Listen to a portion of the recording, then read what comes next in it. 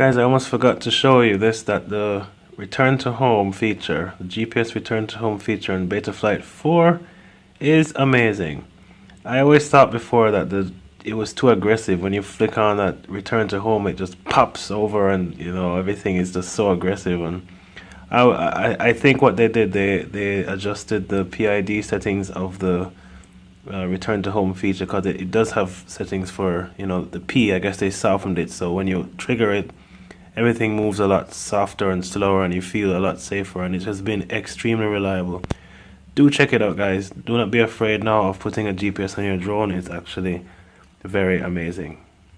What's up, guys? So I've been working on a few things, as you can see here, but I'm here to show you this. That was my long range build. I think if you've seen my last video, I was playing around with doing a long range micro drone, and this is, there's a reason why it's apart now, and I'll explain why. So here I'll show you some footage from, I said I was going to show you how this came out, and I think it was pretty impressive. But the big problem I had is, even though I said it was 10-minute flight times, in reality I got about 6. 6 is still pretty good, but sometimes it was less than that. And what happened is that these 1104 motors that I got, they're very efficient when you're just really cruising slowly. So these are not the props that I use. I was testing out these 2.5 Avan Rush props to see what the difference was.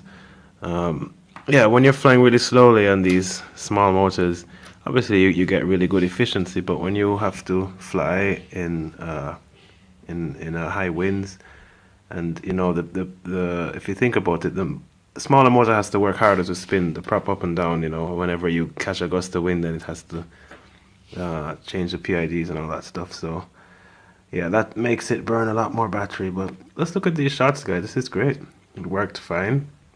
I had a bit of issues with the range. I never got to do the vertical mounting of the antenna, but what happened is I realized this flew for the same amount of time that I had my 1106 build. So I decided to try and build something a little bit more all around, that can do some good